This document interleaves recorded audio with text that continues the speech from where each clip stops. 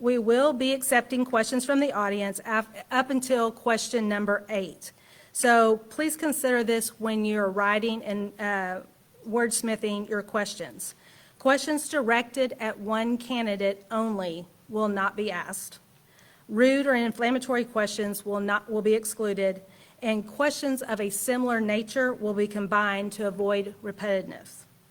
To the candidates, I'm going to ask you to please speak clearly into your mics so that our audience here and the ones viewing on Facebook can clearly hear you. If we need to, we will mute a microphone if you exceed your time limit.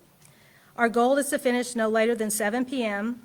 Additionally, this candidate forum is being recorded and will be obviously on our Facebook live feed as well as posted to our bastropvotes.com website under the forum tab, where you can see it, where the graphic is currently a placeholder on the forum page.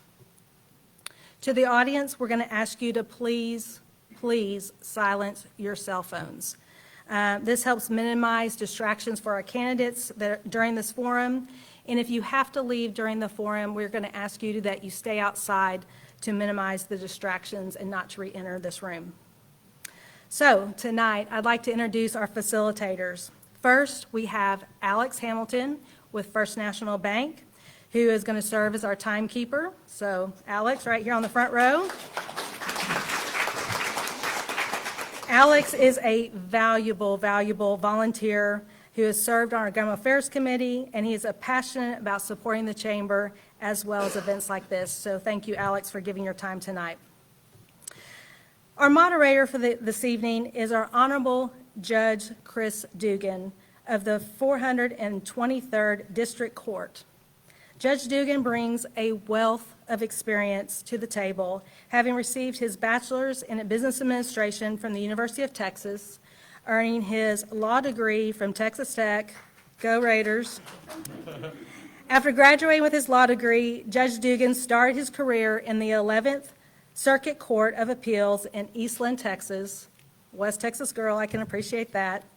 And then he served as a prosecutor in Travis County for nearly 2 decades.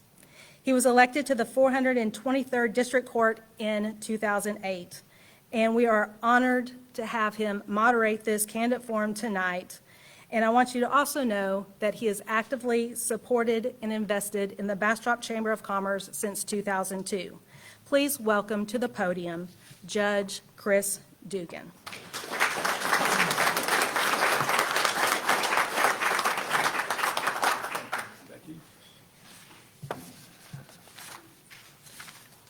All right. Because I am a judge, first the ground rules. Of course, I'm going to follow the rules, and the candidates are going to follow the rules. First thing I want to make abundantly clear, I am not endorsing any candidate. I cannot publicly ever endorse any candidate for any office other than myself. I'm allowed to do that. But I even took the step, I contacted the staff at the Commission for Judicial Conduct, and I said, is it okay if I moderate this? And they said, as long as you're not endorsing, you can do this. So I took that extra step. All right, ground rules. I will be asking these questions. I reviewed the questions that were supplied, and for those of y'all out there, these questions were not given to the candidates beforehand. I once did a forum where they gave us the questions beforehand. I went, well, that's a bunch of little speeches. It's not a forum. But they were not given these questions. I will ask these questions. I might, if I'm asking this side over here this question, I'm going to ask a different question over this side and go back and forth, and then I might come back to the same question for the other side. Each candidate will be allotted the following: a 2-minute, 120-second opening statement, a 1.5-minute response to each question, a 1-minute rebuttal for the candidate who's asked the question first. Each candidate will be given a 2-minute closing statement, and then a 1.5-minute response for questions from the floor if time permits. The order of the opening statements will be determined by alphabetical order for each office. The First responder will be the candidate who was second to make his or her opening statement. Subsequent questions will alternate between the candidates. To allow time for closing statements, a total of 12 to 16 questions will be asked.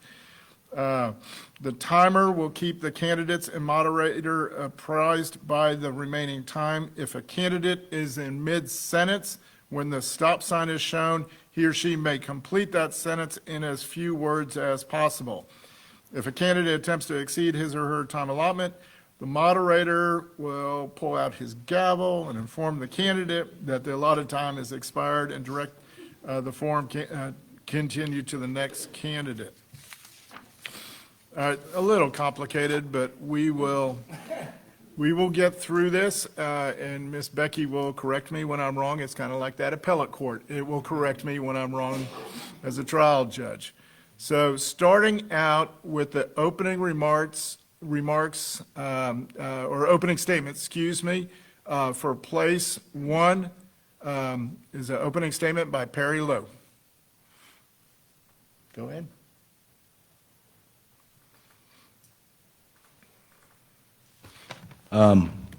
Good evening.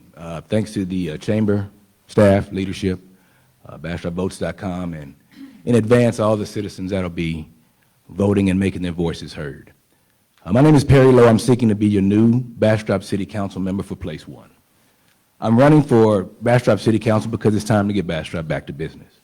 I'm a lifelong resident of Bastrop, a proud husband and father. My wife and I have been blessed with 4 children, 3 grandchildren, and we built a life together in this wonderful community. With 26 years of marriage, 3 grandchildren, and a deep commitment to the community, I'm running for City Council to ensure Bastrop remains a thriving place for our family and for the citizens of Bastrop. I've spent my career solving problems and ensuring that government works for the people.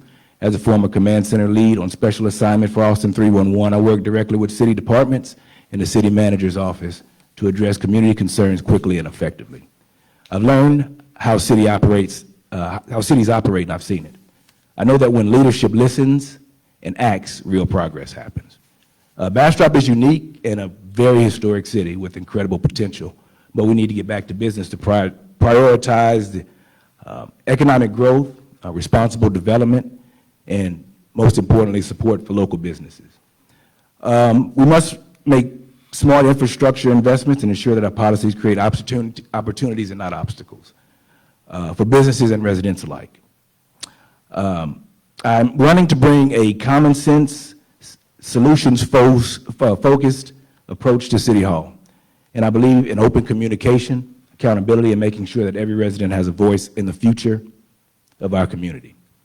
I think together that we can build a Bastrop that thrives. I'd be honored to earn your vote and serve this community that I love. Let's get Bastrop back to business by focusing our time and effort on the issues that really matter. I'm ready to serve. Thank you. All right, next we'll hear from Ms. Cecilia Serna. You may proceed. Can you hear me?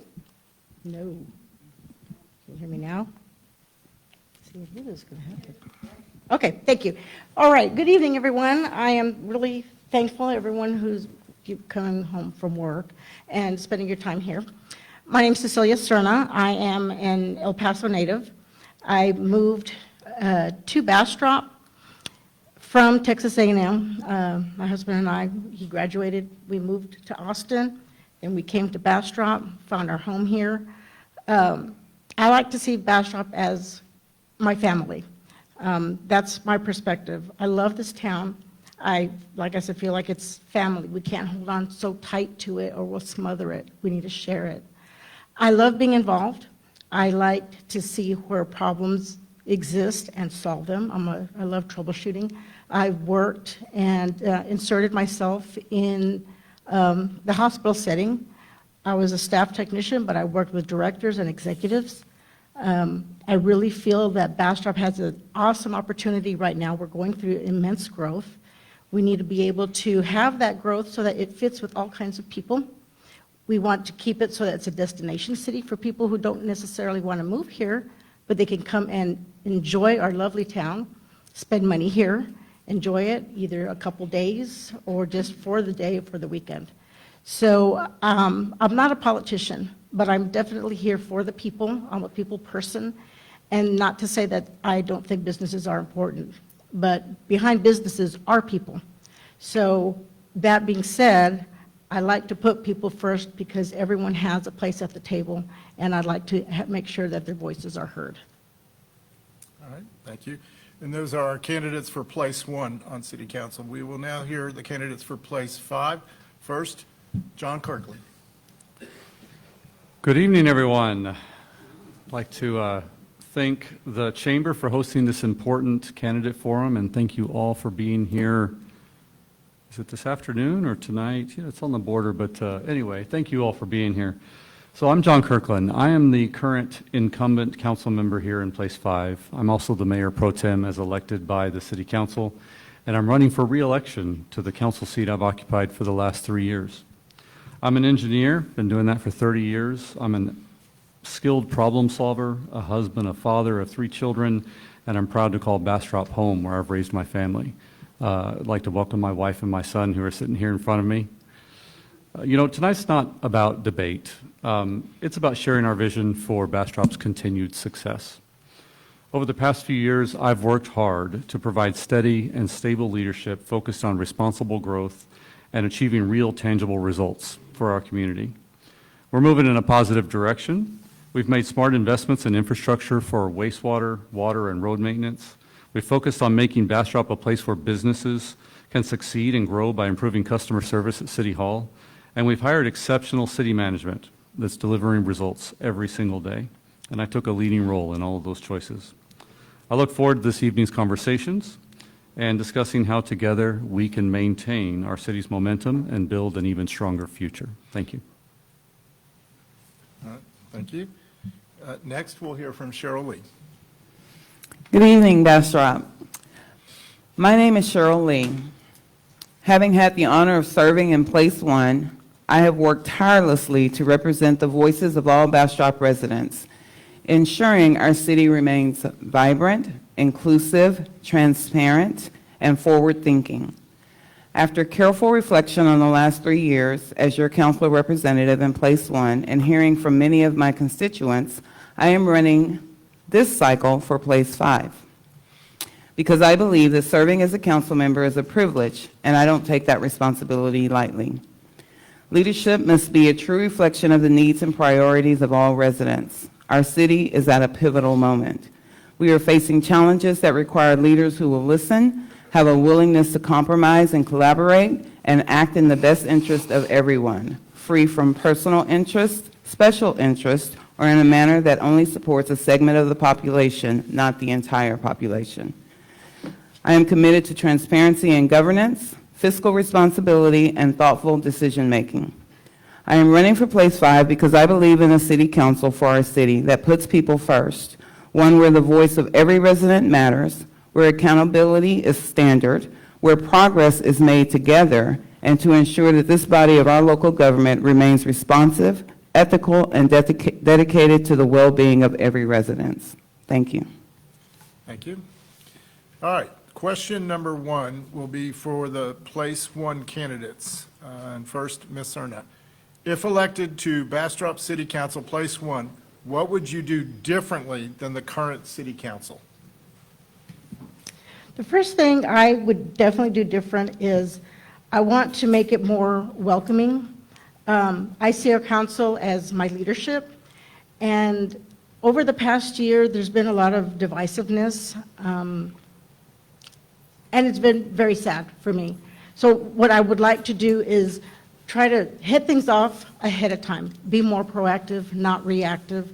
Definitely try to get the pulse of the citizens before decisions are made. We need to collaborate, see what's out there. It's really easy to assume what the people think, but you got to go out there and we have to talk to them. It may take more time, but I think the time is worth it. It's worth the investment in our citizens. Like I said earlier, I really feel that this is my family. But with family, there's growing pains. We have to behave. We have to like each other and be nice. So what I would really like to bring to the city council is just more cohesiveness, working with each other and working with the city manager and the leadership of the city so that we can come together, make decisions that is in everyone's best interest without having to come up with a decision or proposal, then bring it to the citizens and have opposition. I think we really need to head that first and foremost before it becomes a problem or an issue. Same question for Mr. Lowe. If elected to the Bastrop City Council Place One, what would you do differently than the current city council? What I would do is harp on a more spirit of collaborative spirit. There have been fractures, let's be honest, it's been in the news, so it's not a surprise to anyone what's happening. I would build bridges, be more collaborative with others, and try to get others together to work because we're a team. I was an athlete, and sometimes most of the people on my team, I could take a leave, you know? But when we hit the field, we were a unified force, and that's what needs to happen. That's what needs to be apparent to the public. So that's one thing I would change. Also, too, and that's a big one, tackle affordable housing by working closely with the community. I think there has been machinations in now to get to that point where there are conversations had with people. So we need to be more, set guardrails in place to, as far as development or anything like that, we know what we have. So, Thank you, Mr. Lowe. Ms. Cerna, you are entitled to a 60-second rebuttal. thank you. Go ahead, Ms. Cerna. I also, I do agree, as Mr. Lowe has said, that there's been quite a lot going on in our city council. It's very apparent. And I think that we need to cool down, stop a little. Cool heads will always prevail. And I think by being on the council, I will definitely bring a more calming effect. I bring a lot of passion. Just as our city manager, you have to really put your hats off to her. Passion is what she has, and passion is what I will bring. All right, thank you, ma'am. I see our timekeeper checking with Ms. Wamel. Did I already mess up the forum? Okay.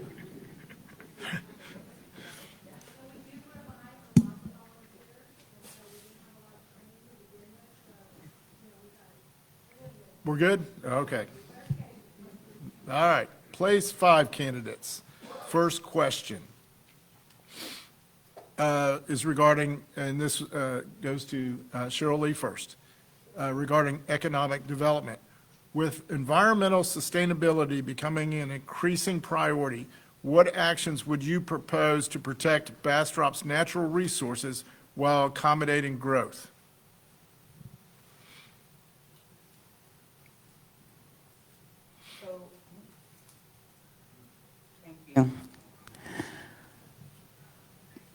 Bastrop has a unique environment in the natural resources that we have, which is why our residents are so passionate about preserving our historic downtown area, and other historical aspects of the city, as well as our trees lovers, our bird lovers, butterfly lovers. We're kind of a lover of all things nature. So the city has done a really good job of recognizing those aspects of our city and promoting those aspects of our city and the way that we landscape and the way that we create policy to protect those things. So I think that the city in general does a really good job of preserving that. What we need to continue to do is to listen to the residents, one. We need to continue to create policy and put policies in place that won't allow development to destroy what we like about our city through our codes and ordinances and our resolutions. And we need to make sure that development follows that. I'm not a big proponent of, giving away warrants and variances for things that are really simple and easy to resolve just through policy and cooperation and collaboration with development. So I think it's very important that we continue to work with developers to preserve that. I also think it's important that we start looking at preservation of our water, which is a really big issue in the community right now, especially with Elon Musk and the Boring Company coming in. Thank you, Ms. Lee. All right, same question for John Kirkland. With environmental sustainability becoming an increasing priority, what actions would you propose to protect Bastrop's natural resources while accommodating growth? You know, this is already something that our council is working on. We're talking right now about the tree ordinances, so that's part of our environment and protection of trees. You know, that started because we had a hole and we lost an entire small forest. And so we're looking at ways to help incentivize developers to maintain those. We're also working to bring the Boring Company and SpaceX waste to our wastewater treatment plant. It gives us a greater level of control over what is done with that and prevents it from getting dumped into the Colorado River at some point. We're also looking at additional wastewater treatment capability that is more advanced. It's pretty much a reverse osmosis system that will output very clean, drinkable water. And so that becomes a product that we can sell, produces fertilizer as well. So just making sure that we are carefully managing what we do with the Colorado River. You know, we're, as others have said, a bird city, a tree city, and so those things are important to our residents. And we want to maintain that natural environment. It's something that people come to Bastrop for, both to the state park and to our river. And so those are things that are important that we need to continue to watch over and maintain. Thank you. Thank you. Ms. Lee, you are permitted a rebuttal. Okay. Go ahead. Oh, no, thank you. All right. Going back to place one. Well,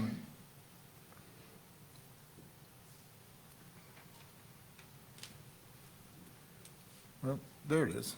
I saw the question I wanted to ask, and then I couldn't find it.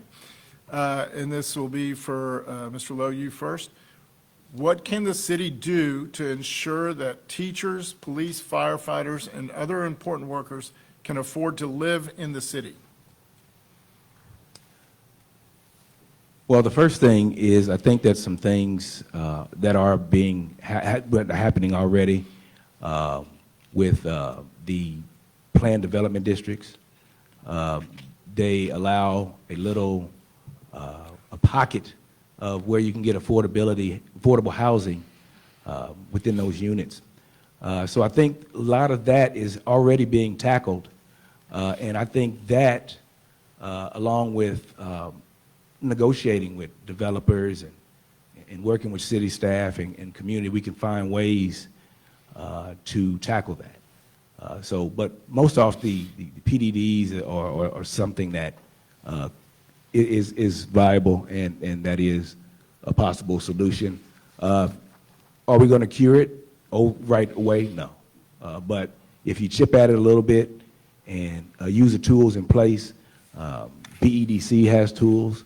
If we work those, I think we can get to a common ground on solutions to tackle that. All right, thank you. Ms. Cerna, same question. What can the city do to ensure that teachers, police, firefighters, and other important workers can afford to live in the city? All right, well, oops, sorry. Go on, green light. Okay. It's about affordability and density. Density's become this really negative word lately, but density can be a strong thing when used correctly. It's got to be in the right place. It's got to be the right kind of growth.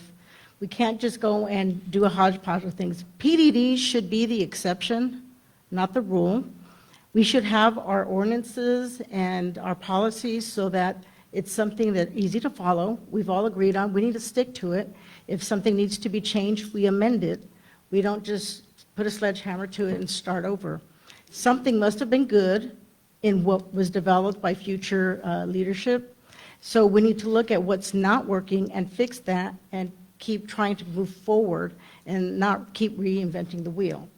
So with affordability, we can have not just teachers, civil servants, even aging communities. I have seen so many times on social media where people are asking, do you know where there's a place that can bring my mother? You know, those are things we need to think about. thoughtfully and have a lot of input from the citizens as far as what's needed, what they're looking for, and how we can incentivize that. All right, thank you. Mr. Lowe, you're entitled to a rebuttal, sir.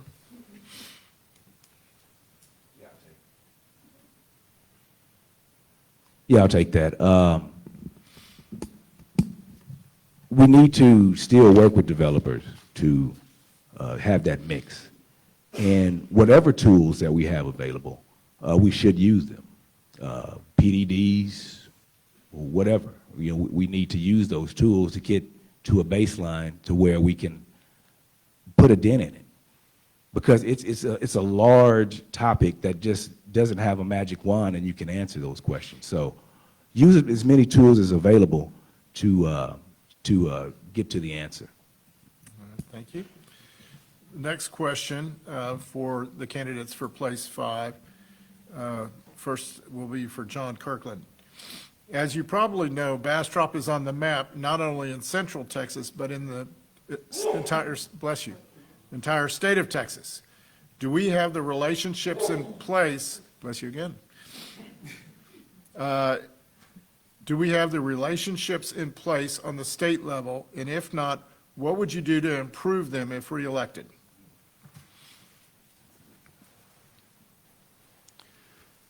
You know, that's something that I've actually been contemplating lately. We have a bill before the House and the Senate in the state of Texas to give Bastrop access to the state's portion of sales tax within 1,000 feet of a hotel and convention center project. And that has the capacity to add something on the order of $9 or $10 million a year to such a project, which will make it dramatically more interesting for a developer to build that. And I imagine we'll get to that topic a little bit later. But you know, as you look for those voices in the legislature that are going to co-sponsor the bill, it's kind of an interesting challenge to find those people. And so I've actually been working on that, talking to friends, and it turns out that I have lots of friends in the legislature, but only a small number of friends. And so I've actually started working on that literally this week. It's kind of interesting because even as a resource, let's say that I were to build up, 4, 5, 7, or 10 people that I know, then when I exit city service at some point in the future, then that resource kind of goes with you. So it is something that it pays to build up, renew, and then be able to pass those off to others when you can. Thank you. Same question, Ms. Lee. As you probably know, Bastrop is on the map not only in central Texas, but in the state of Texas. Do we have the relationships in place on the state level? And if not, what would you do to improve them if reelected? Thank you. I think on some level we do. Sarah Eckhart, who was our state rep for a long time, was very involved with the city of Bastrop. So is our current state rep, Stan Gerdes. I actually have a relationship with Stan Gerdes. Another thing for me is I consecutively have attended TML training for 3 years, which was very helpful to me in guiding me through navigating this city council role, especially when I first got on. And one of the things that they provide are legislative updates through webinars. You can call them anytime you have questions, but they provide information that we need regarding bills that will impact the city if passed, negatively and positively. I also have relationships with a number of state reps in the state of Texas through my work with AT&T, as well as through TML. So I rely on TML quite a bit for legislative advice. I have a cohort of city council members across the state of Texas where we communicate daily on what our cities are facing and how we can work with each other and with legislators to try to improve conditions for our residents. So I've been a lobbyist. What a lot of people don't know about me is I actually lobbied at the state and federal level for 30 years. So I have a good way of reaching legislators and communicating our needs. Thank you. All right, rebuttal. Mr. Kirkland. All right. Next question for the candidates for place one. Would you, and it's first from Ms. Serna, would you classify yourself as a pro-growth candidate, or do you think the city needs to slow down, maybe even have a moratorium, and why? I am definitely pro-growth. Without growth, the city will die. We need to have growth, though, in the right places. We can't just have a hodgepodge of, we have different areas, use up infill and have families in the wrong places, but we have to look at affordability. Growth can be a very positive thing, and as we've seen, Bastrop is growing exponentially. We like the big businesses and the conveniences they bring, but we also need to really support the niche businesses, the local businesses, entertainment businesses, so that we keep the charm of Bastrop, we keep it as a Texas town. We need to look into more of the Main Street program with the Historical Commission to keep our downtown vibrant, keep the Texas charm that it has, and continue to welcome people to come to our city and help it grow and thrive. Thank you. Mr. Lowe, the same question. Would you classify yourself as a pro-growth candidate, or do you think the city needs to slow down, maybe even have a moratorium, and why? I'm definitely pro-growth, but within reason. If you have new developments, you want to ensure that they kick in. You know, they contribute to the cost. You know, and that's fine. You know, we can use that. Also, too,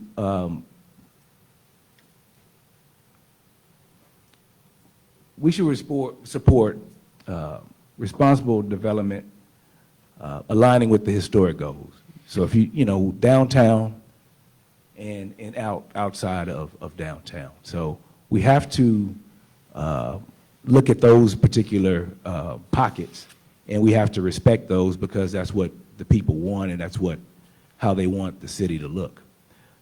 So I'm growth within reason, but smart growth, and in conjunction with the people and talking to them about the growth in areas where it needs to happen. Reach out to them first and make sure that they're involved in the process. All right, thank you. Ms. Serna, you have a chance for rebuttal. Yes, and I didn't answer the question about a moratorium. Definitely not a moratorium. That would have such a negative impact on Bastrop. Taking pause should happen when there's something that is conflict with growth and perhaps our policies. Should that happen, then we need to look at it, take the pros, the cons before going through and making any changes before a rapid or a reactive change happens. All right, thank you. The next question for the candidates from place 5. We'll start with Ms. Cheryl Lee. If reelected, how would you work to create a more cooperative environment within the city council, ensuring open communication and collaboration among members?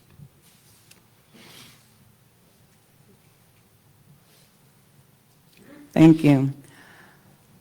So my goal is always to take situations and try to find a medium ground. That has been my goal from day one. It was one of the reasons why I actually wanted to serve, because I think that common ground can be found in any situation, but it takes a willingness to want to hear other people's opinions and see it from other people's points of views.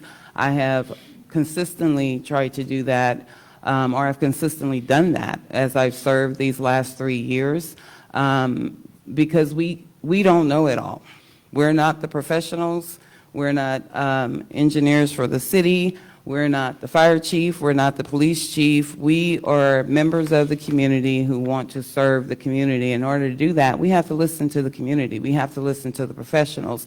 And no matter, in spite of what my political beliefs are, in spite of what my religious beliefs are, in spite of what I think should happen in the city, I'm not sitting in this seat to represent my opinion and my views. I'm sitting in this seat as a representative of the community's opinions and views, and I take that very, very seriously. But in order for the council to be successful, we have to stop this no nonsense, this is the way I want it type of approach, and learn to listen to one another, collaborate, workshop it, and come to a decision that's going to benefit all of Bastrop. Thank you. Thank you. Mr. Kirkland, the same question. Make sure I'm on the same question. If reelected, how would you work to create a more cooperative environment within the city council, ensuring open communication and collaboration among members?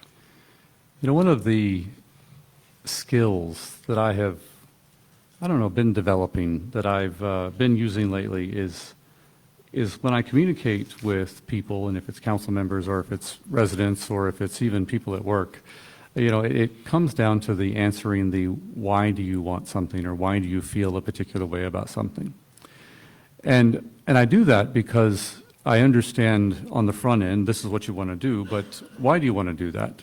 Or perhaps if it differs from, say, what I want to do, I'll try to communicate, and this is the reason why I want to do it.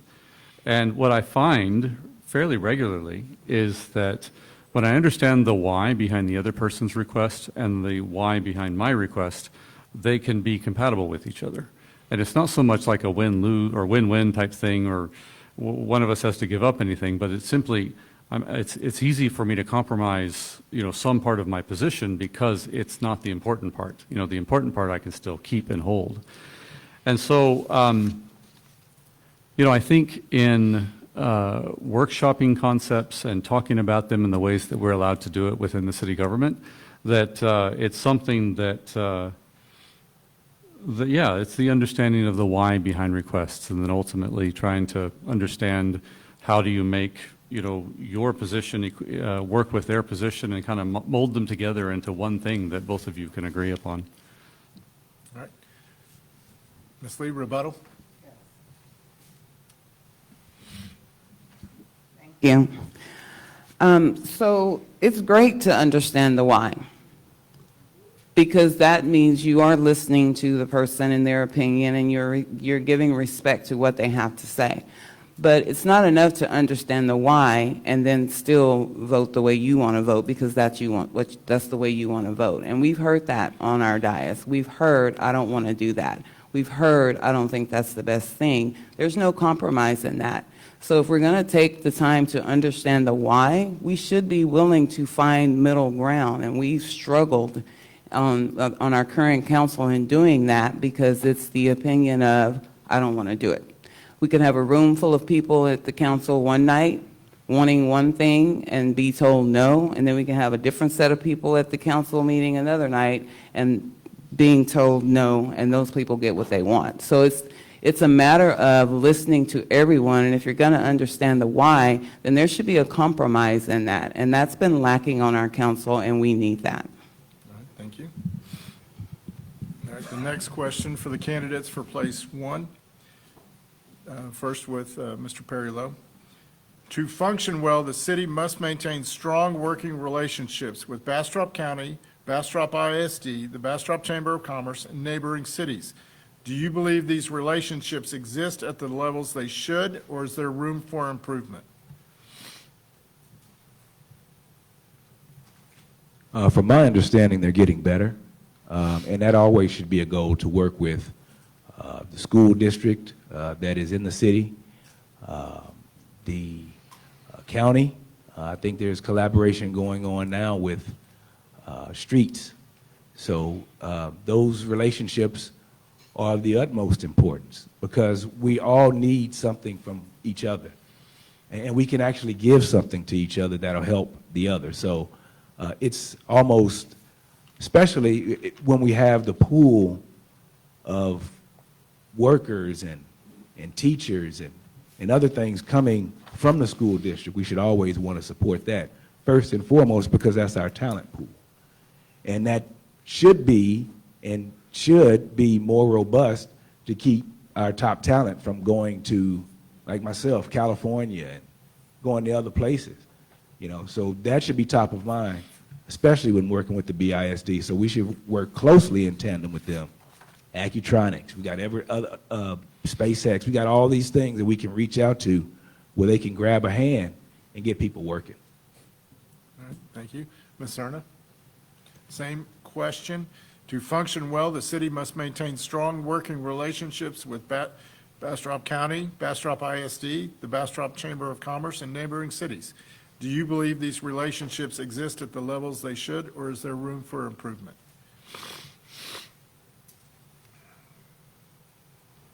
The relationships definitely exist, but they definitely could be improved. Such as, what's been on my mind is with BISD. I really think it would be a great idea to partner with them. I know that there is a program getting started with some sort of a training. I apologize, I don't remember what the name of it is. But that made me start thinking, we need like work programs or internships with our high schoolers to get them involved in the city, and maybe even have some sort of monthly or biannually sort of in-services, or where they come and join city government and see how things work, project with the schools, have them come do mock city councils to get them to invest in our city. As far as commerce, we need to work with, again, new development. It's all about growth. We need to work with the developers. We want to attract people to come here, to have employment centers so that we can attract people, attract the business, and have that commerce and revenue coming into our city. Thank you. Rebuttal, Mr. Lowe? All righty. Next question for candidates for place 5. It'll first go to John Kirkland. As a current council member, you have had very lengthy meetings and discussion about the B3 code for months. There are developers that believe density equals affordable housing. What are your thoughts on this mythology? So politely, sir, it's been years, not just months. We have made 34 amendments to the B3 code. And one of the things that we've amended and will continue to amend has to do with density. We broadly have a supply and demand problem, and that's the primary cause of the increase in price of housing and the affordable housing crisis that we're in. There are things that we can do and will start doing with the PDD concept. So this is called a Planned Development District, and what this does is it gives us the ability to negotiate with developers to build certain styles of homes in their developments. By setting the minimum lot size to 1/3 of an acre, which we just recently did, when developers come in and want to do something different than that, that gives us that opportunity to negotiate, and we can bring in smaller homes in perhaps denser lots that would allow those to be more affordable houses. The concept of density equals affordable and affordable housing. I mean, the real question is what is affordable housing? If affordable housing is wanting a $250,000 house that's 1,600 square foot on 1/4 of an acre, well, those are currently not really available in Bastrop anymore, and that's very unfortunate, but they were just a few years ago. And I think if we dramatically increase our supply, we may be able to get back to some of that. Thank you. Ms. Lee, same question. As a current council person, you have had lengthy meetings and discussion about the B3 code for months. There are developers that believe that density equals affordable housing. What are your thoughts on this mythology? I've actually never heard a developer say that, but honestly, I think it's time that we stop the debate and move on regarding the B3 codes. It's the B3 code, constant thing that comes up. I am so ready to fix it and focus on aspects of the B3 code that don't work. There are aspects of the code that developers have said do work. I'm ready to move on and fix it. We have had 34 amendments. There's more work to do. I would love to have a workshop once a month on some aspect of the B3 code that needs to be fixed between planning and zoning and council, with an abundance of input from our stakeholders and, most importantly, representation of residents from every sector of the city. as far as density, I've asked and will continue to ask that we take a look at the city. We should know where every parcel of land is in the city and what's making us money, what's not making us money, and how can we develop that. If we don't want dense development in downtown, then let's create a policy. Let's create a pattern of where we want that density to be. We need to figure that out, and we haven't gotten to that part yet. But I am not in favor of density in Bastrop proper, and I consider Bastrop proper anything east of, or west of 95 and east of Home Depot and 969. I consider Bastrop proper. So let's figure out where we're going to put the density and fix it. Thank you, Ms. Lee. Rebuttal, Mr. Kirkland. No, thank you. All right. That was question 8. At this time, we're going to take a brief recess. I sound like I'm in court. But we will take a brief recess at this time. Is that correct, Ms. Becky? All right. I can attest to that since I was in your court on Monday. You were in my court on Monday. So at this time, we are going to finish taking up questions from the floor. So if you have a question that you have not turned in already, if you could pass those to the center, and Jamie Haney will be picking those up.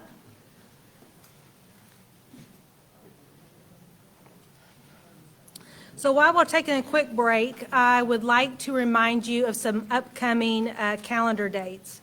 First of all, on April 3rd, which is Thursday, it's the last day to register to vote in the upcoming election on May 3rd.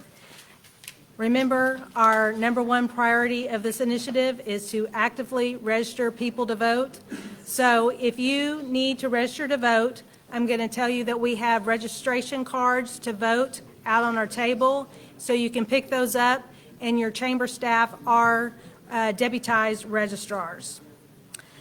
So the next date is April 9th. That is our next candidate forum, and it's going to be a 2-part series. From 5:30 to 6:30 will be Bastrop ISD candidate forum for place 5, and then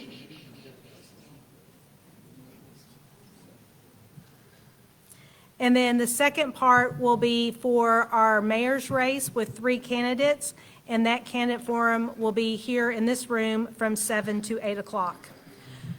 Early voting begins on April 22nd and ends on the 29th.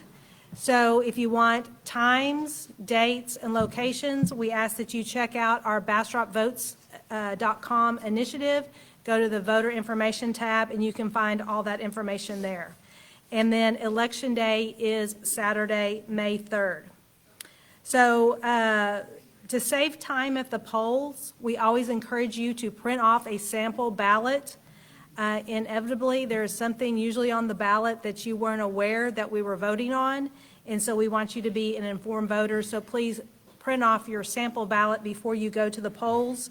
By state law, you are prohibited from taking in an electronic device such as a cell phone or tablet, but you are permitted to take in a paper ballot to refer to. Lastly, if you want to see events like this continue, we are always taking donations to help support initiatives like this. And so you can make a donation to the Bastrop Chamber of Commerce. But again, we want to thank our 2 first-time sponsors of this initiative, Community Impact and Riddengale Breimer, for their support of this event. And then, obviously, we are a business advocacy organization. But if you want, as a citizen, to invest in the chamber, you can do that a number of ways. You can come see me after this candidate forum. You can come visit us at 927 Main Street, or you can join online. We do have individual or family memberships, and so we always like to grow our numbers. And then I think that's the last thing I've got. So has everybody had a quick drink of water? Are the candidates ready to start again? Okay, I'll turn back over to Judge Dugan. 2 things first. Number 1, thank you all for putting up with my allergies, the wonderful Central Texas allergies that we get. Number 2, when we say Miss Becky Womble was in my court on Monday, she was doing her civic duties. She was, just want to get that out there. She showed up for jury duty, and she was not selected, and so, but she came down. I'm sorry? What did I miss? It was, Big event in the Iowa, the Austin Chamber, with 150 of our closest friends. but she did do her civic duty, so, thank you, Miss Becky, for doing that. And as a side note, if y'all think y'all get picked on for jury duty, I received a summons for my own court last Monday.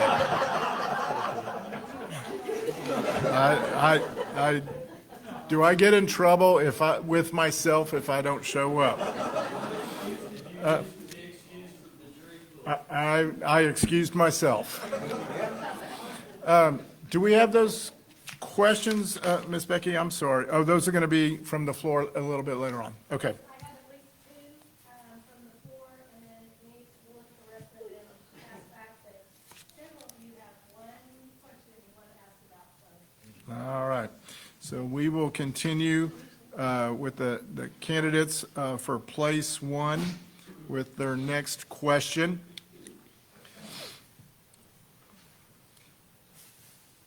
This is a pretty simple question. What is your motivation for running for city council? And we will start out with Ms. Cerna.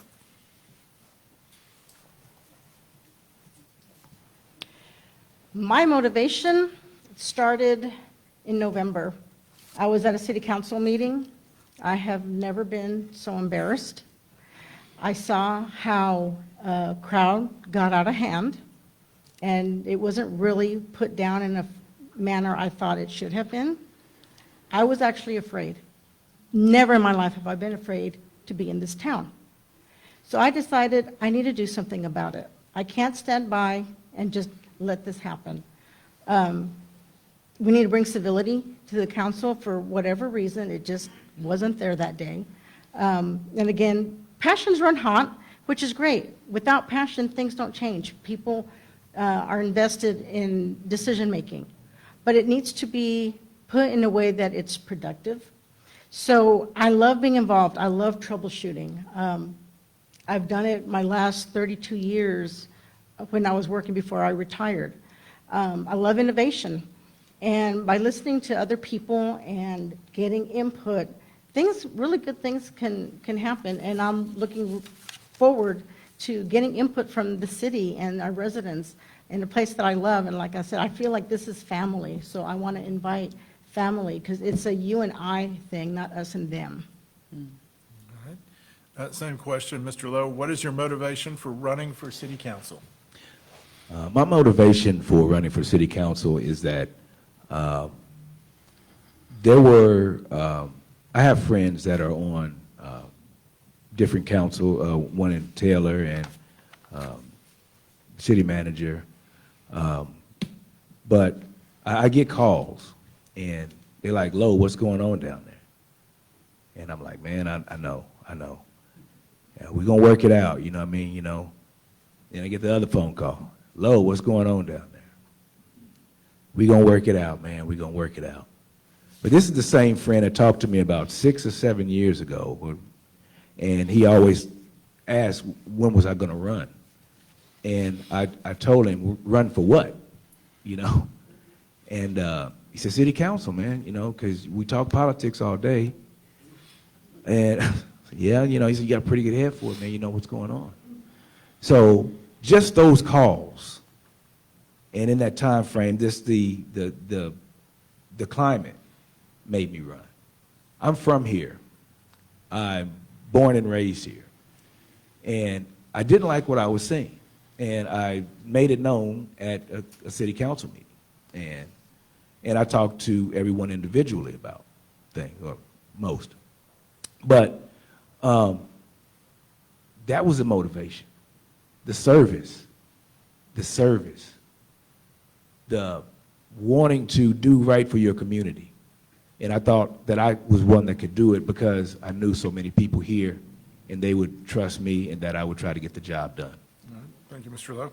Ms. Cerna, rebuttal? Yes.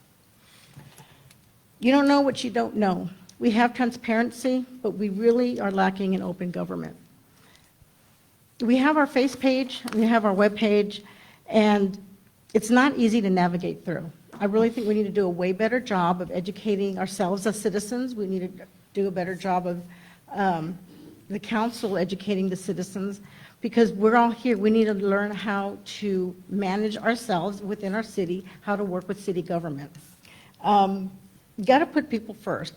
It's not just getting back to business and bridging. We need to close the gaps that we have within our different communities so that everyone is represented. And we're aware of the different communities that are here that are not being tapped into. All right, thank you. The next question for the candidates for place 5, and it first goes to Ms. Cheryl Lee. How do you plan to support small businesses and promote entrepreneurship in our city?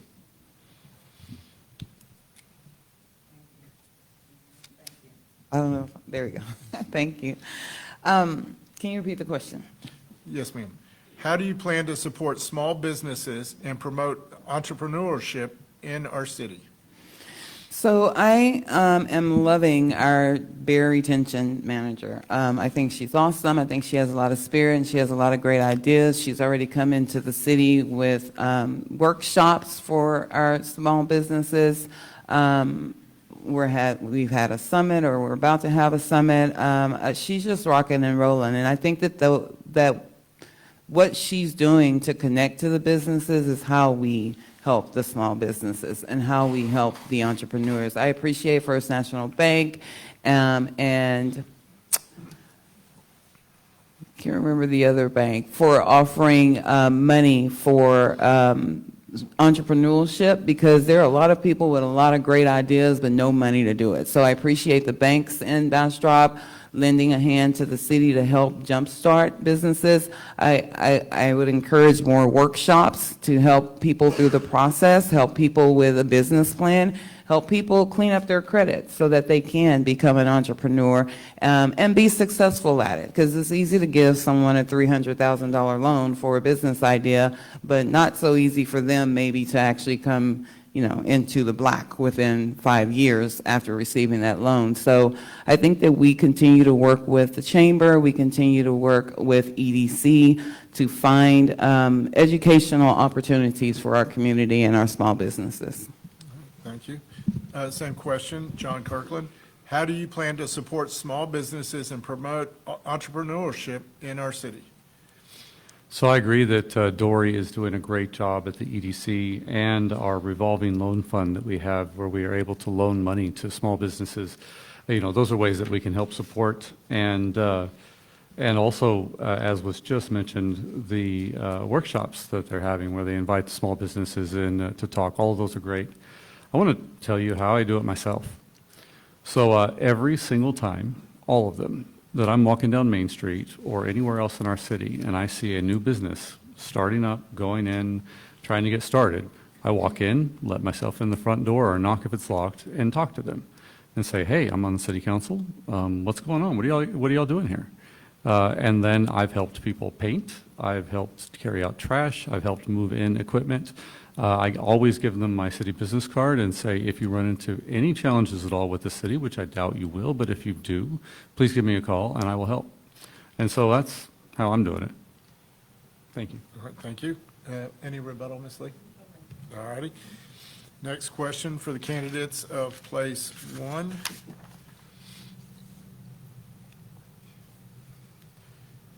What do you think of the B3 code? Give reasons why you support it as it is, or why you are in favor of making changes to ease the burden of development. That first goes to Mr. Lowe.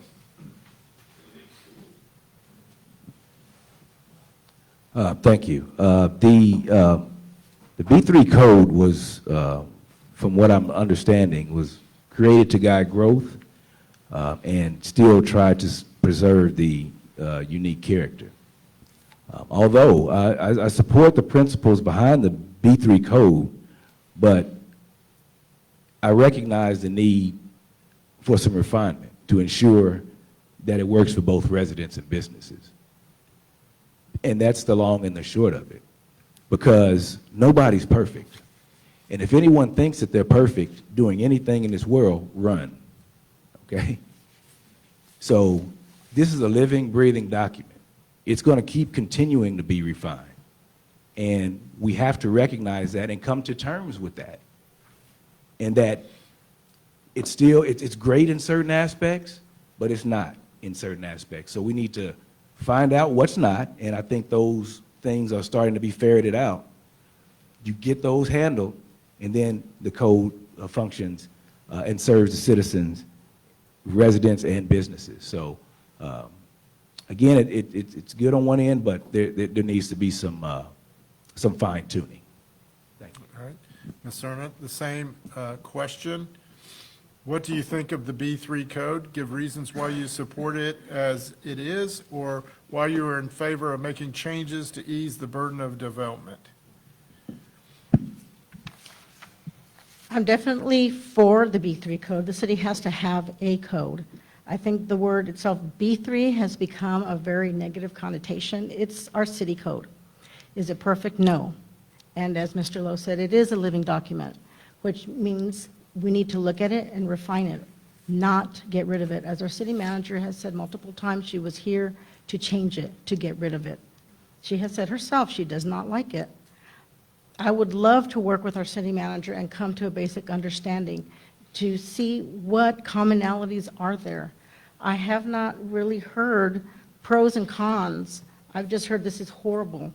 I haven't heard collaborations or what's good about it. It's all bad, it's all bad. It can't be all bad. We paid a lot of money for some consultants to come in, tell us what their ideas were. It was accepted.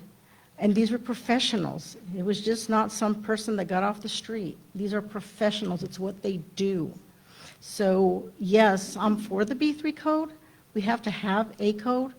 It's not perfect, but we need to look at what changes need to be made so that it helps the people and the city. Thank you. Rebuttal, Mr. Lowe? No, thank you. All righty. Next question for the candidates of place 5. And it first goes to Mr. John Kirkland. What inspired you to rerun for city council, and what do you hope to achieve for the community if reelected?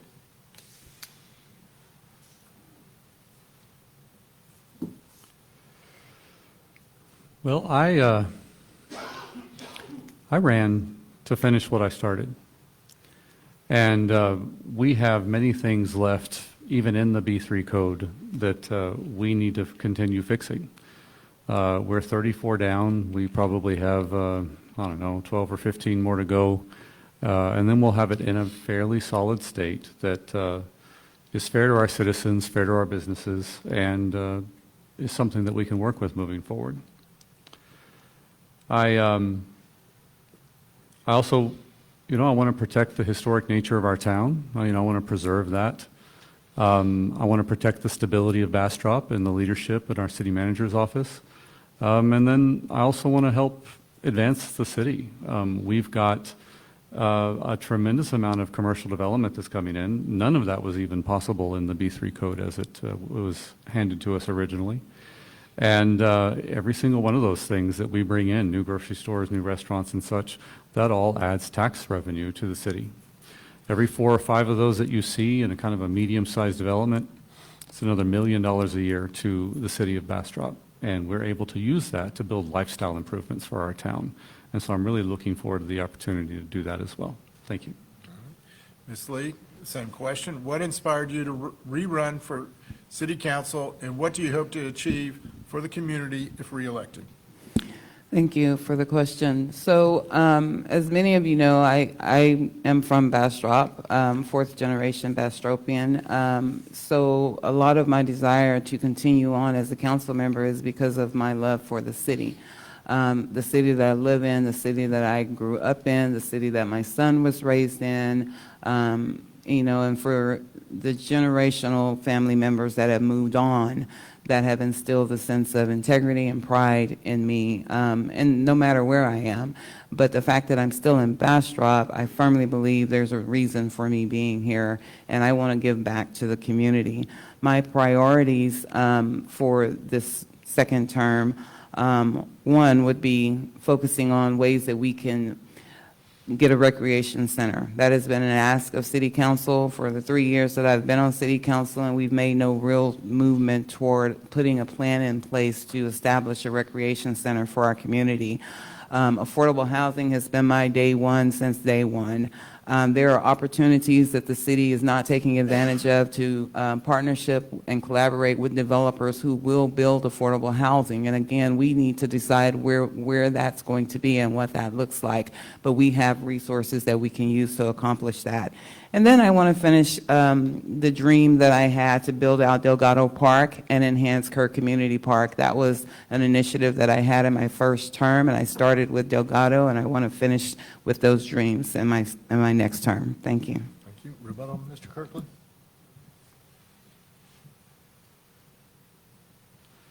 You know, I also want to concur on the recreation center idea.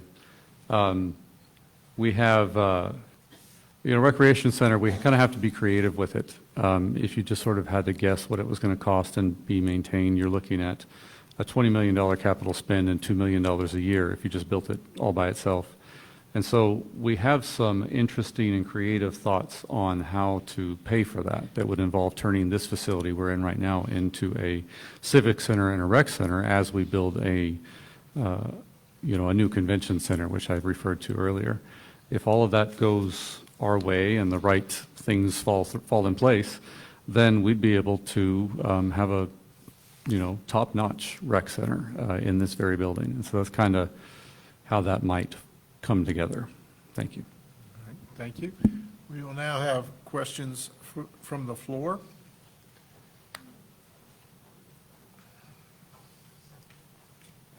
I tried to print it so you could see better, so, and then this one I tried to reprint on the back so you could read it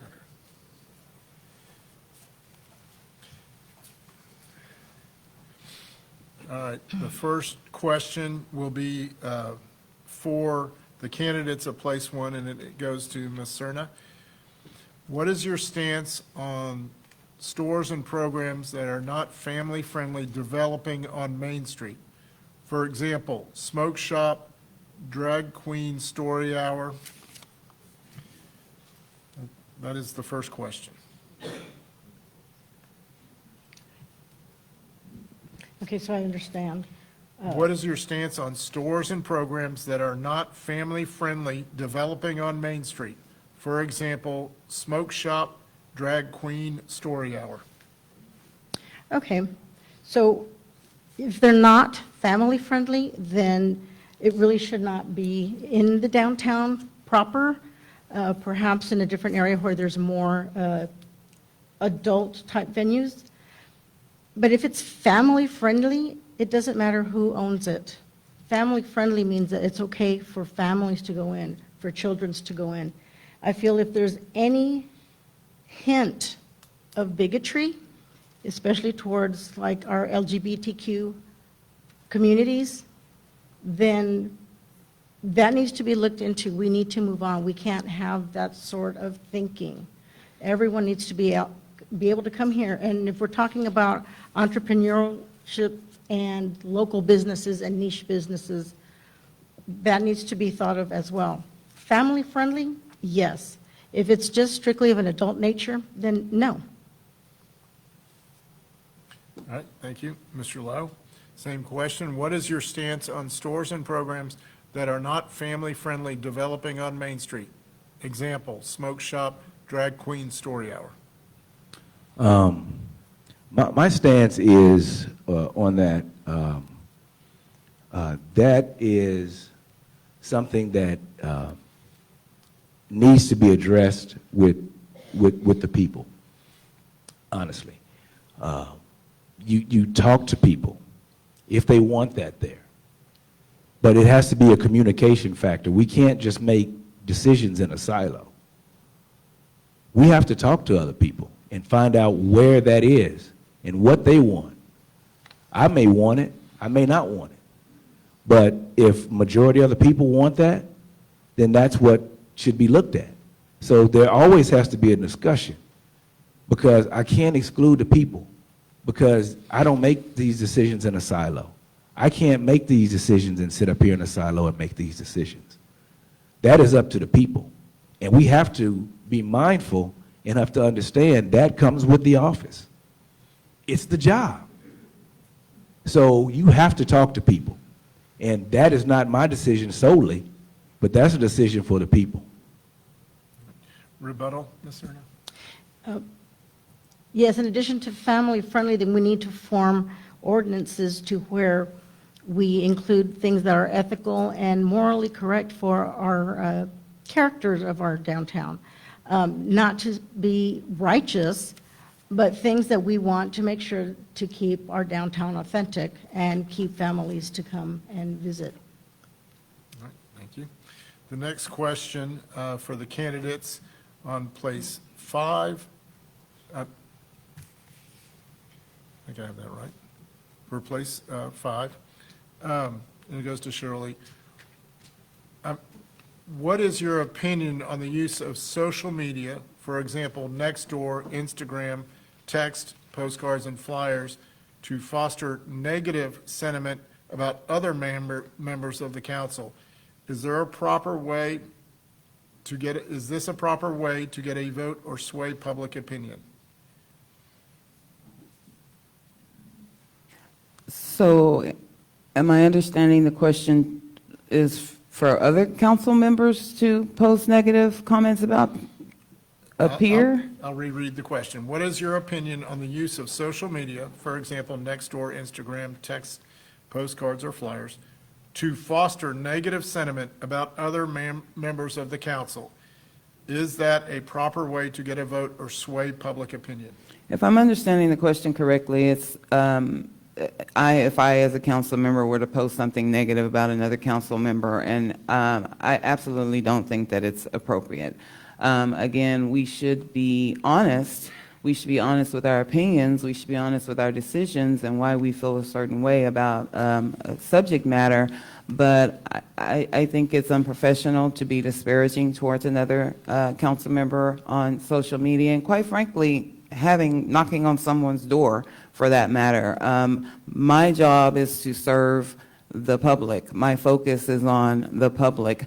I'm not going to knock on someone's door and say something disparaging about a fellow council member because the residents want to hear what I'm going to do for them.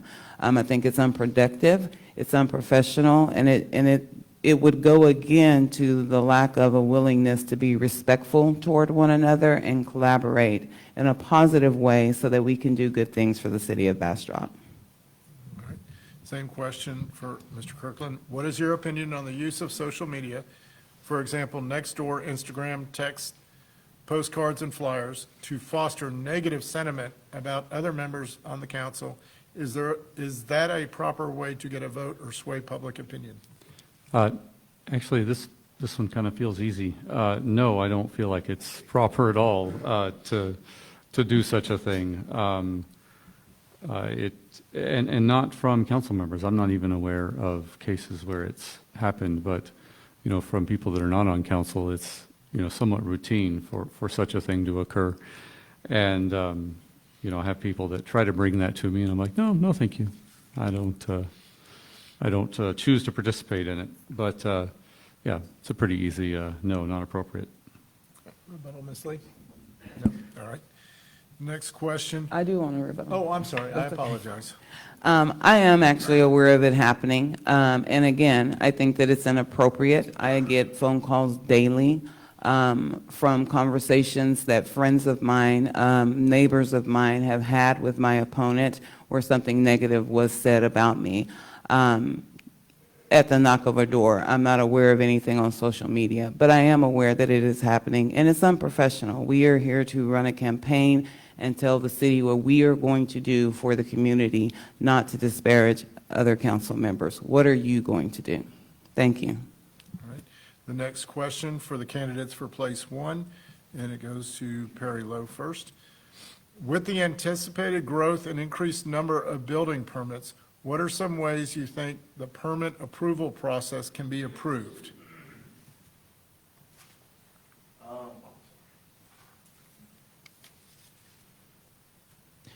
It seems like the permitting process has been moving a little smoother. We've had some issues personally with that and getting it, slow played.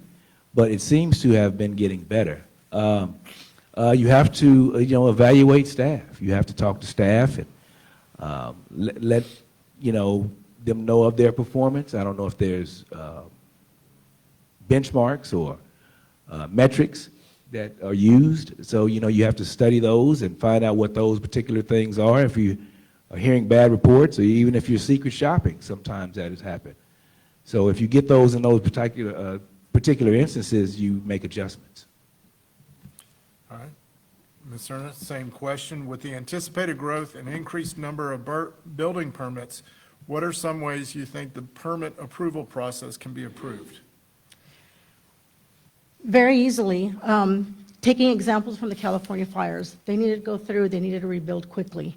If we were to have some set of drawings that were pre-approved by the city, that would be a basis for developers and home builders to start with, that would catapult the building process so much easier. There wouldn't be issues, it's already been vetted out.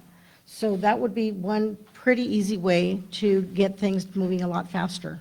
Another way would be to look at the workflow within the city. Are our staff fully trained?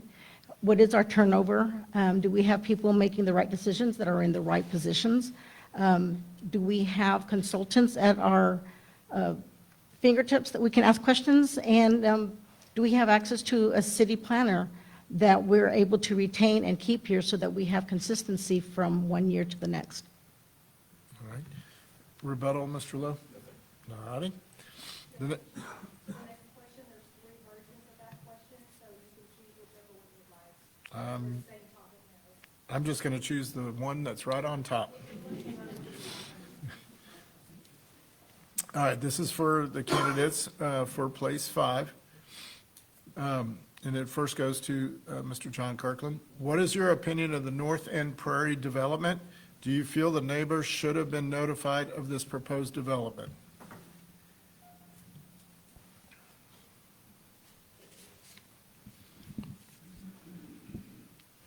So the North End Prairie development is 3.7 acres and 40-something homes. In my opinion, it's too dense. And also, in my opinion, that particular area floods something fierce. The base flood elevation in that area is about 2 feet, and the neighbors have photographs of the floods and such that take place there. There's a discussion about engineers being able to calculate those flood rates and that their insurance will help cover those things, but that doesn't help when the 100-year storm comes along every 10 years and destroys people's cars and homes and things like that. So there is legitimate fears that the neighborhood has in terms of their homes getting flooded and the traffic and the changes to their life that, they're living in a peaceful single-family area, and it's going to get very, very different on them. So I think one of the things I've learned both from this particular development and even with what happened with Gateway is that it is incumbent upon developers to go and speak with the neighbors. It's not required and hasn't been required historically. We are taking steps to require a little bit more of it moving forward. But I think that some additional communication with the neighbors would have eased that along the way, but we are where we are. So thank you. Ms. Lee, the same question. What is your opinion of the North End Prairie development? Do you feel the neighbors should have been notified of this proposed development? Thank you for the question. So, yes, I feel the neighbors being notified and given more information about the project would have eased some concerns that we now have on the table for staff consideration, planning and zoning consideration, and council consideration. This is my end of town. I have lived on the North End my entire life, first on Hill until I was 8, and then Laurel, which sits right off from this development, probably by about 20 feet. So I've lived in this neighborhood. I'm 54 years old, so almost 54 years. When I first moved there, my house was literally the only house on one side of the street.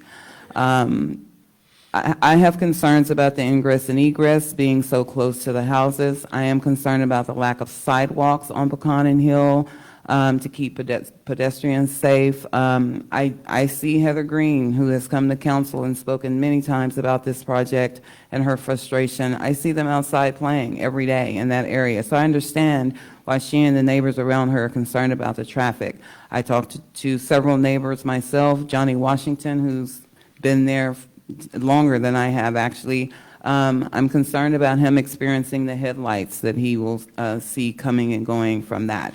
What I support is the process and consistently applying the rules to everyone. And my goal has been to talk to residents about the process and why we are at the place that we're at. And I think that that's important for residents to keep in mind, and for us. We have now taken steps to change that process. Thank you. Rebuttal, Mr. Kirkland?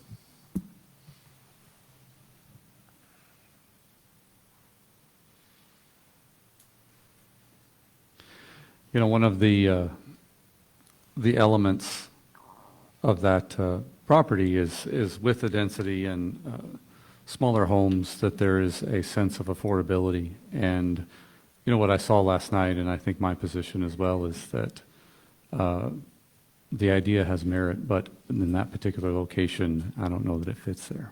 So that's it. Thank you. All right, thank you. All right. Then we will proceed to closing remarks. We will hear first for the candidates of place one, and we will hear first from Mrs. Cecilia Cerna. All right, well, thank you, everyone, for attending again, and it's great that everyone is wanting to be involved in local government. Thank you to the Chamber for hosting this. This was a wonderful opportunity, and I really want to thank my family. My teenagers miss me, but they've been very supportive. Closing, I want to say that I am very excited about being able to serve the council and serve the city. I love getting input. I love fixing things. Being a mom of 8, I understand crisis management. You have to learn on the fly, and as any parent knows, you're not given an instruction book when you become a parent. So you have to learn things. And like I said multiple times now, I see city as my family. And we need to grow with it. We need to grow smart. Being on council, my one thing I really want to strive is open government. The contentions that's been going on with North and Prairie should not have ever gotten to this point. There was a plan in place. I found out, and I toured that area. I went and visited this morning. There was a plan in place. There was a study in 2023. There was a drainage plan. The developers submitted a drainage plan, so there have been 2 options, and they were both denied by the city. So I would like to know what is a viable option now. I feel that Ms. Green was given a huge disservice. My heart goes out to her, and I completely understand why those families are worried about development there. They flooded twice. The new development that would go there would actually benefit them. That area was number 6 on the list of areas that needed to be prioritized. By this development going in there now, that would be taken care of and moved to number 1. Thank you. Closing remarks, Mr. Perry Lowe. Thank you all for being here tonight. It was wonderful to see all y'all, a good cross-section, and it's really nice to see. I want to first off thank my wife for being super supportive of me going through this. I know it's a headache, what she's going through and what she's been doing, and I love you and I appreciate you doing that. My mother-in-law, Bernie Jackson, always giving advice. Y'all know what it is. And helpful advice, you know, from a historical standpoint, and I understand how we got to certain situations, and I thank her for that.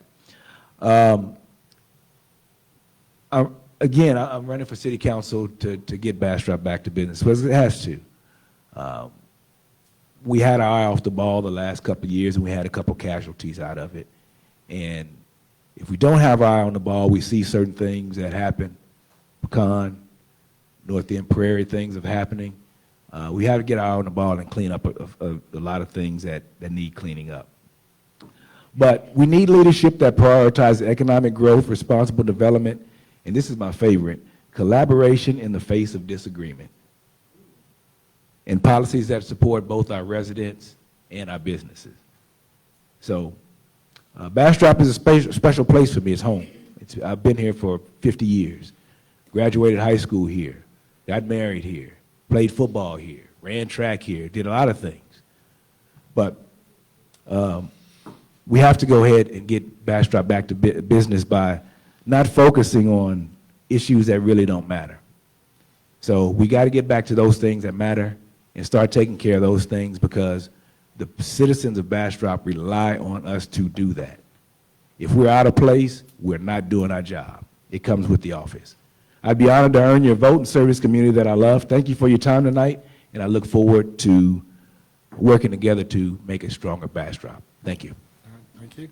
And then for place 5, we will hear first from Ms. Cheryl Lee. Thank you. I want to close by thanking the Chamber for hosting this forum and giving us the opportunity to share our vision. Thank you for all attending in person and online, and I want to express my gratitude to my supporters and volunteers. Serving on the City Council has been a humbling experience, and I am incredibly proud to represent this community. Since joining the Council in 2022, I prioritized accountability, even when it was difficult to stand against decisions that disregarded resident input. Throughout, I remain committed to serving Bastrop. As your council member, I thoroughly reviewed information received from the city to prepare for meetings to make informed decisions. In one instance, that attention to detail saved the city and taxpayers $371,000 by avoiding duplicate payment to an engineer firm. I consistently voted in opposition to wasteful spending of taxpayer money by opposing an investigation that cost the taxpayers more than $137,000, an investigation that was ultimately proved baseless.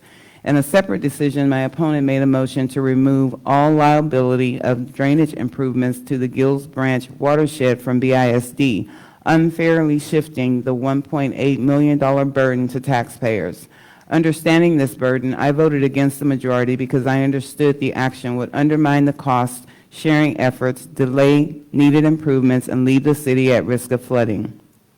As your council member, I work to strengthen relationships and communication between residents and city leadership by establishing a board focused on improving city services in underserved areas, supported a ballot initiative to ensure council members adhere to the Texas Open Meetings Act for transparency, and supported the initial ballot initiative approved by 72% of the voters regarding the marijuana initiative, all of which my opponent opposed, disregarding the will of the public. Time and time again, I found myself having to make decisions that serve the best interests of the residents, and that is why I'm running for place 5. I have stood up for residents, pushed for transparency, and worked to ensure inclusion in our city. For more information on my campaign, visit leaveforbastropcitycouncil.com, and most importantly, I ask for your vote on May 3rd. All right, Mr. Kirkland, closing remarks. So there we are.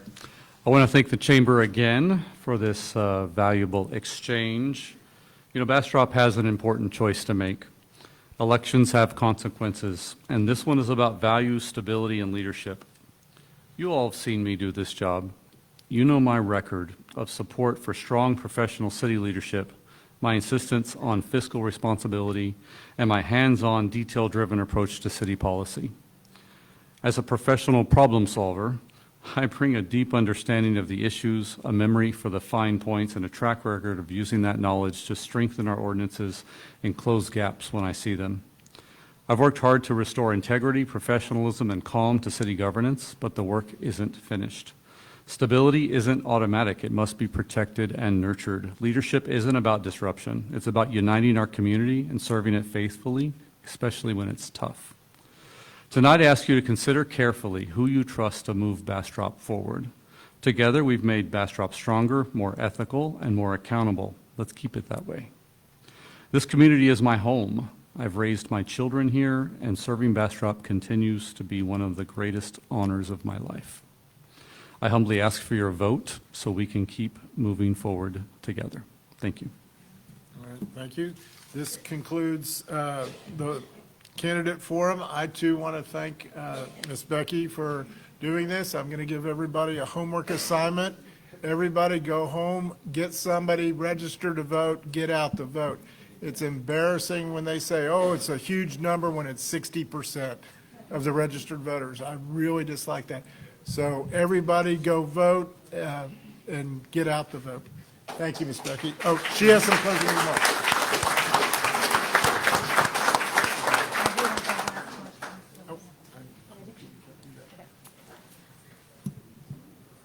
All right, so an event like this doesn't happen without a lot of help. So you guys just see the show, but there's a lot that goes on behind the scenes. And I promise you, I'm writing a book about running events. It's going to be like The Help, and I'm going to have to change the names to protect the guilty someday. So anyways, but before we wrap up, I do need to thank some key people who made this happen tonight.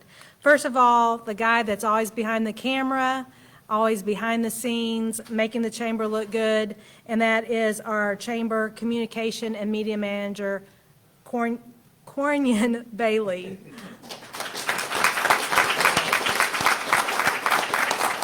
Someday I'll stop calling Corbin, who is his predecessor. But he's back there on the V-deck making this all look seamless. And then next to him is our vice president at the chamber, Jamie Haney, who is the staff liaison for the Government Affairs Committee. So a round of applause for my staff at the back.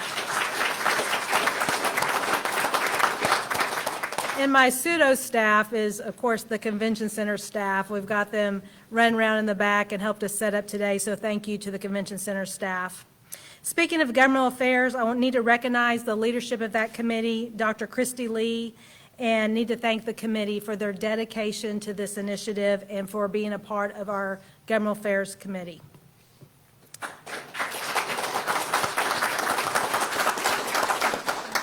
And for the first time in my 17 years as a chamber exec, I have a chairwoman, not that I haven't had women as chairs before, but the one who wants to be called the chairwoman of the board of directors, Megan Webb. I need to thank her along with our board of directors for their deep commitment to being advocates for our business community here in Bastrop and beyond.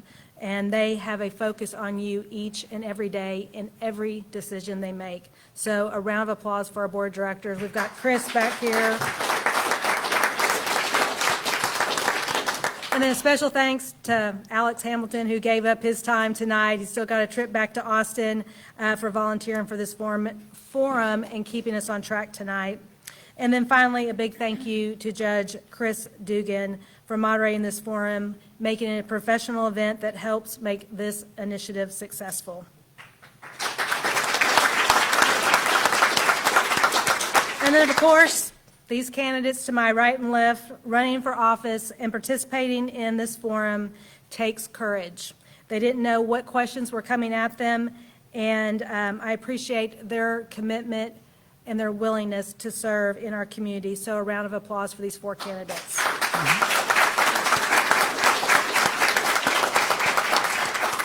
Since the inception of this initiative in December of 2015, this has become an impactful initiative, making a difference in how we engage with our elected officials.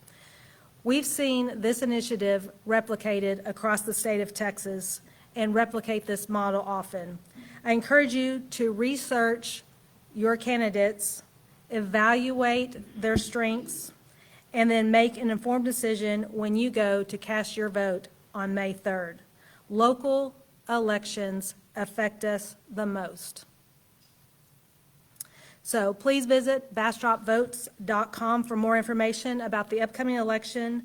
Thank you for being in attendance, and for those watching online, please have a safe trip home.